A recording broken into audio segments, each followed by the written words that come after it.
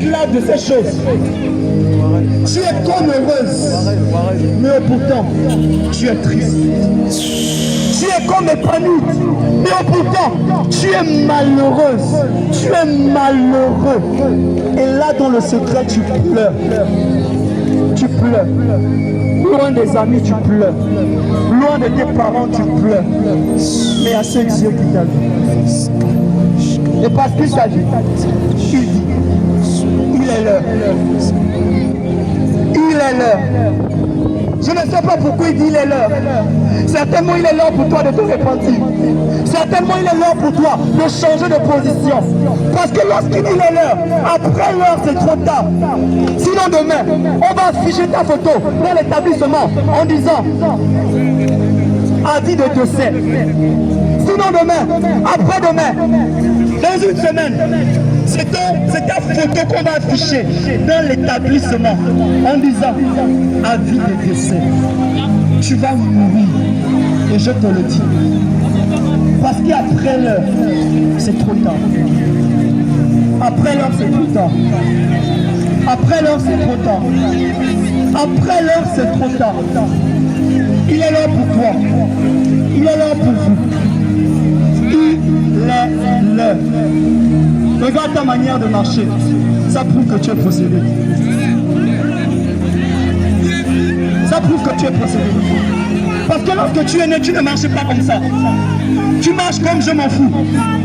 Ça prouve que tu es possédé en fait. Mais Jésus veut te délivrer. Comme il m'a délivré. Comme il nous a délivrés. Il veut te délivrer. Et il dit, il est l'heure de ta délivrance.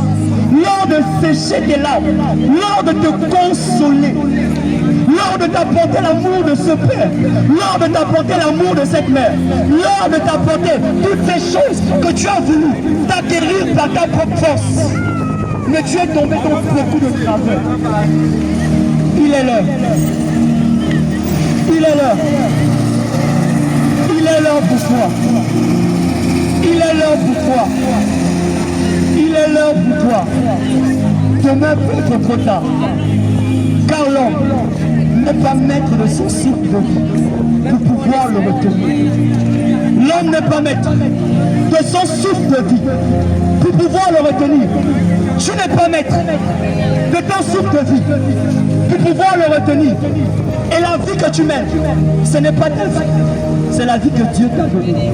Et certaines personnes disent, c'est ma vie, je fais ce que tu veux. Qu'est-ce que tu me dis? Mais ce n'est pas ta vie, c'est la vie de Dieu. Il te l'a prêtée. Il te demandera des comptes en fait. Parce que si c'est ta vie, alors prolonge-la. Si c'est ta vie, décide de vivre demain. Si c'est ta vie, décide de ne pas mourir. Ce n'est pas ta vie, c'est la vie de Dieu. Il te la prête pour un instant. Il la reprendra. Il te la prête et il la reprendra. Tu ne te poses pas des questions. Pourquoi autour de toi, tu as des amis, vous avez braqué ensemble, mais eux ils sont morts, toi tu es en vie. Tu ne te poses pas des questions. Plusieurs ont avorté, ils sont morts, mais toi tu es en vie. Tu ne te poses pas la question. Tu es très intelligente. En point, tu ne te poses pas cette question. Ce sont des questions qui doivent tarauder ton esprit. Il a un plan pour toi. Tu ne te poses pas de questions. On fait les mêmes choses. On vit la même vie. Mais eux, ils meurent. Ils échouent. Pourquoi moi je réussis dans ça? Bien que ce n'est pas bien. Bien que ce que je fais est mauvais. Pourquoi moi j'arrive à passer 50,